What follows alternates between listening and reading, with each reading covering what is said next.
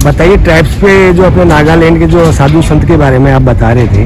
देखिए, नागालैंड का नागा एक अलग विषय है। वहाँ पर नाग संप्रदाय कहा गया है और हम लोग जो साधु हैं वो नागा संप्रदाय के हैं। नागा वो लोग होते हैं जो कि गुरिल्ला वॉरफेयर करते थे।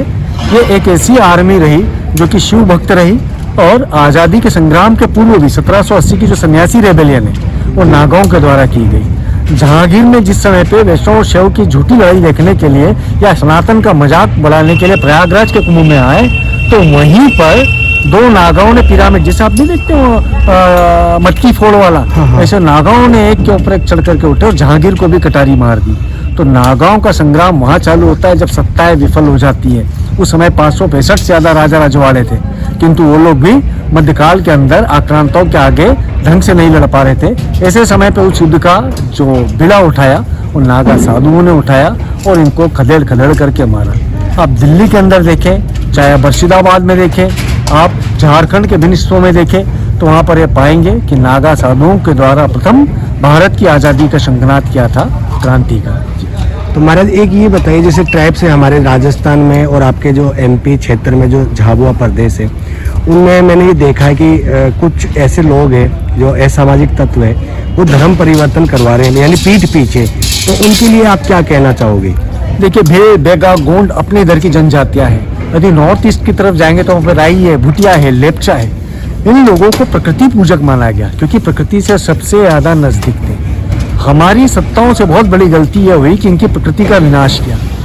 जिस समय पर कोई व्यक्ति दर्द में होता है उसे यह नहीं मालूम रहता है कि उसके सिर पे कौन हाथ फेर रहा है। जिसने सिर पे हाथ फेरा उसका इमोशनल दोहन हो जाता है, शोषण हो जाता है। तो हमारे के ट्राइब्स के साथ में कुछ परिस्थितियां आधुनिक काल के अंदर ऐसी बनी कि उनका भावनात्मक शोषण हुआ और उस शोषण को उन्हें मालूम ही नहीं पड़ा कब हो गया। उन्हें क्या लगा ये तो मेरा ही है, और ऐसे करते करते वहाँ पर ईसाई मिशनरियों ने, मुस्लिम लोगों ने उन पर धीरे धीरे धर्मांतरण का दबाव बनाया। जैसे मैं बेगा ट्राइब्स पे और ये जो अपने आते हैं ना उड़ीसा साइड में गोंडा आदिवासी, गोंड, हाँ, तो उन पे मैंने काम किया अभी 2 साल पहले।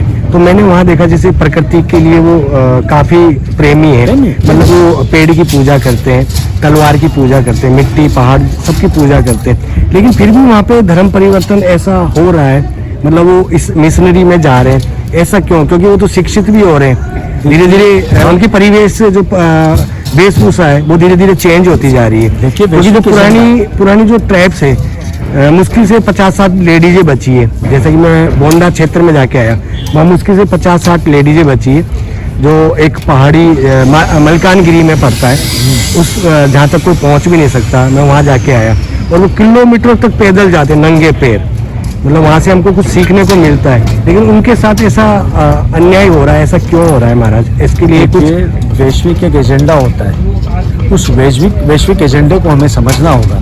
आपने नॉर्थ ईस्ट तरफ पे बात करेंगे तो वहाँ पर त्रिपुरा और बांग्लादेश और हमारा पश्चिम बंगाल, इसको एक अलग राष्ट्र बनाने के लिए अंतर्राष्ट्रीय शक्तियाँ कार्यरत हैं। उसी प्रकार से भेल बेगा गोंड के अंदर ईसाई मिशनरी बेहद कार्यरत रहे। हाँ, इन लोगों का विलुप्त होना को आप अंतर्राष्ट्रीय उसमें देखिए, इतिहास के अंदर ईरान पहले क्या कहलाता था?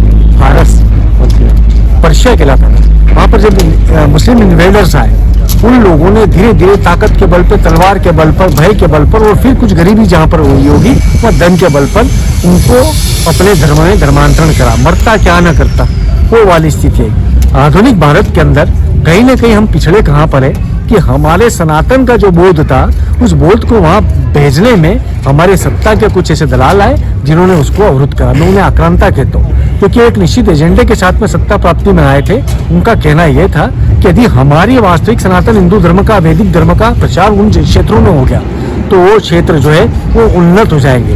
वेदों के अंदर सर्व समानता रही, उसके अंदर वर्ण भेद रहा, जाति भेद नहीं रहा। इन्होंने जाति भेद को मध्यकाल की जो अवधारणा थी उसके आधार पर ऐसा प्रचारित करा कि डिवाइड एंड रूल के आधार पर इनके ऊपर आ गए। अब हमारे सामने तो लक्ष्य ये है कि कैसे भी करके हम इन सबको एक करें, इन सबको बताएं। जैसे हाल फिलहाल में संयुक्त राष्ट्र परिषद की एक संस्था के अंदर दक्षिण कोरिया के अंदर हमने प्रयास करा कि जितने धर्म हैं वो रिलीजन्स कहला रहे हैं। जी सर। और हमारा क्या कहला रहा है? सनातन हिंदू धर्म। तो there is a vast difference between religion and dharma. Religion is reconnecting with God and dharma is the way you are born, the way you live and the way you die and you reincarnate. तो ये जो विषय है ये धर्म में, ये religion में नहीं है। हम मानते ही नहीं कि भगवान हमसे दूर हो गया। हम तो ये मानते हैं कि प्रत्येक पिंड के अंदर ईश्वर है, कंकर कंकर में शंकर है। हमारी प्रकृति में, पेड़ों में, वायु में, हर जगह हम ईश्वर का बोध रखते हैं। नदियों को माँ की तरह पूजा करते हैं। लेकिन इनको मतलब उनकी मानसिकता ऐसी चेंज कर दी गई है, जैसे हम कोई भी जैसे आध्यात्मिक जगह बैठाते हैं तो उनकी मानसिकता इतनी बदल दी गई है, जैसे सोच बदल दी गई है कि पूरा परिवर्तन हो चुका है। वो मूर्ति पूजा पे विश्वास नहीं करते, भगवान को तो मानते ही नहीं है। और जो मिशनरी का जो प्रचार हो रहा है धीरे धीरे वो फैलता जा रहा है। यहाँ तक कि हमारे धर्म में इतना आ गया है कि लोग या तो पैसे दे के बदल रहे हैं या क्या कारण हो रहा है, ये मेरे को आज तक समझ में नहीं आया। देखिए, हर कालखंड का अपना एक विपदा होती है, अपना एक अवसर होता है। अभी विश्व किस दौर से गुजर रहा है? चीन के भौमिक यानी भूमि के विस्तारवाद से और अमेरिका के पूंजीवाद के विस्तारवाद से। तो इस विस्तारवाद के अंदर हर मानव जल्दी से प्रगति करना चाहता है और सरलता से आप एक बच्चे को बोलेंगे कि तू उठा करके ये काम कर दे, हम तुझे चॉकलेट देंगे, तो बच्चा कर देता है। परिपक्व मानसिकता को उसकी चॉकलेट की क्वालिटी अलग होगी, प्राइस अलग होगी, मतलब उसका लालच का मापदंड अलग होगा।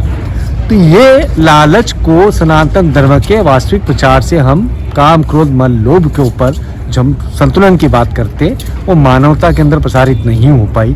इस कारण से ये लोग आज भी वहीं उलझे पड़े हैं और बड़ी ताकत के साथ में इनको प्रभावित किया जा रहा है। तो इनके लिए जैसे जो परिवर्तन कर रहे हैं उनके लिए आप क्या कहना चाहोगे? दंड व्यवस्था, दंड व्यवस्था।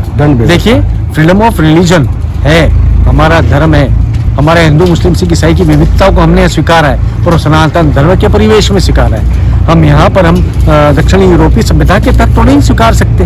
हम इसको आक्रांता देशों की, मिडिल ईस्ट के, उनकी सभ्यता के आधार पर तो नहीं स्वीकार सकते। हमें स्वीकारना होगा सनातन के बोध में, तो हमारी विविधता में एकता को हमारी कायरता न समझा जाए। इसलिए अब हमें शास्त्र के साथ में शस्त्र की भी आवश्यकता है, कठोर कानूनों की आवश्यकता है। और जब ये कानून लागू हो जाएंगे, धर्मांतरण के ऊपर कठोर सजा का प्रावधान हो जाएगा, तो अपने आप सब हो जाएगा। कि जो हमारे हिंदू धर्म में आजकल के लोग जो धर्म परिवर्तन कर रहे हैं उनको दंड देना एक बड़ा कर्तव्य है, क्योंकि ये आगे आने वाली पीढ़ी के लिए बहुत ही बड़ा खतरा है। जो हमारा सही है, क्योंकि हिंदू संस्कृति विलुप्त हो रही है। क्यों विलुप्त हो रही है? क्योंकि हम लोग कहीं ना कहीं उसके कारण है, या तो हम उसको समझा नहीं पा रहे या हम उसको बता नहीं पा रहे। और आज का जो जनरेशन है वो इतना भावुक होकर इतना तेज जाना चाहता है कि धर्म परिवर्तन को अपना मार्ग बना रहा है।